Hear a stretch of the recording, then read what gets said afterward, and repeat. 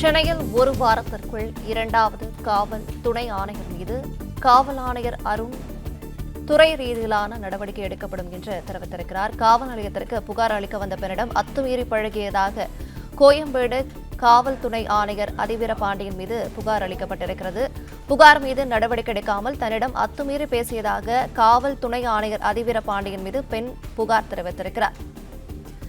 துணை ஆணையர் அதிவீர பாண்டியன் மீது புகார் அளித்து பேஸ்புக்கில் பெண் ஒருவர் நேரலை செய்ததால் பரபரப்பு ஏற்பட்டிருக்கிறது. கூடுதல் விவரங்களை செய்தியாளர் கதிரவன் வழங்கிட கேட்கலாம். கதிரவன் வணக்கம், விவரங்களை சொல்லலாம். சென்னை கோயம்பேடு காவல் மாவட்டத்தில் துணை ஆணையராக இருந்தவர் அதிவீர பாண்டியன். அவரை தற்போது பணிகளை தொடர்ந்து மேற்கொள்ளாமல் சென்னை காவல் தலைமையகத்துக்கு வர காவல் ஆணையர் அருண் அவர்கள் உத்தரவிட்டிருக்கிறார்.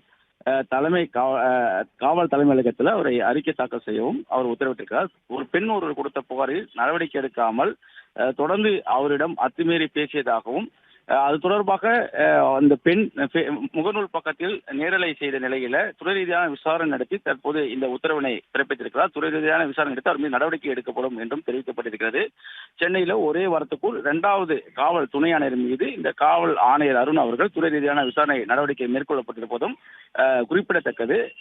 காவல் நிலையத்துக்கு வந்த சுமார் 35 வயது மதிக்கத்தக்க ஒரு பெண்ணிடம் அத்துமீறி பழகியதாகவும் கோயம்பேடு காவல் துணை ஆணையர் மீது புகாரானது அளிக்கப்பட்டது. தன்னிடம் அத்துமீறியதோடு மட்டுமில்லாமல் புகார் அளித்தவர்களுக்கு ஆதரவாக செயல்பட்டதாகவும் கூறி அந்த பெண் முகநூல் பக்கத்தில் அவருக்கு அலுவலகத்துக்கே சென்று நேரடியாக சென்று முகநூல் நேரலை செய்தார். தன்னுடைய புகாரை எடுக்கவில்லை என்றும் தன்னை மார்பிங் செய்து வீடியோ பதிவிட்டவர்கள் மீது நடவடிக்கை எடுக்காமல் காலம் தாழ்த்துவதாகவும் கூறி அபசமாகவும் அவர் பேசி அந்த வீடியோ பதிவுகளை செய்திருந்தார். அது மட்டும் இல்லாமல் துணையாளரும் அந்த நேரலின் போது அந்த பெண்ணிடம் பேசுவது போன்ற வீடியோக்கள் வெளியானது. இது தொடர்பாக தொடர்ந்து போலீசார் துறை ரீதியான விசாரணை நடத்திய நிலையில்தான் தற்போது கோயம்பேடு துணை ஆணையர் பணிகளை கவனிக்காமல் தலைமையகத்தில் ரிப்போர்ட் செய்யுமாறு துணை ஆணையர் அதிவீர பாண்டியனுக்கு உத்தரவானது பிறப்பிக்கப்பட்டிருக்கிறது. ஏற்கனவே கடந்த இந்த வாரத்திற்குள் திருமலா பால் நிறுவன மேலாளர் சடலமாக மீட்கப்பட்ட வழக்கில் கொளத்தூர் துணை ஆணையராக அந்த பாண்டியராஜன் மீதும் துறை ரீதியான நடவடிக்கை மேற்கொள்ளப்பட்டது. தற்போது கோயம்பேடு துணை ஆணையர் கூடிய அதிவீரன் மீதும் சென்னை தலைமைக்கு ரிப்போர்ட் செய்ய துணை காவல் ஆணையர் அவர்கள் உத்தரவிட்டிருக்கிறார். அவருக்கு பதிலாக துணை ஆணையராக சுதீப் அவர்கள் இந்த பணிகளை மேற்கொள்வார் என்றும் அருண் அவர்கள் தரப்புல தெரிவிக்கப்பட்டிருக்கிறது.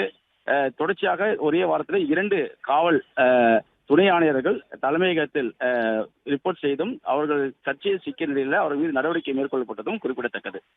பிளே ஸ்டோர் மற்றும் ஆப் ஸ்டோரில் இருந்து பாலிமர் செயலியை QR கோடு மூலம் பதிவிறக்கம் செய்யுங்கள். செய்திகளை உடனுக்குடன் பெறுங்கள்.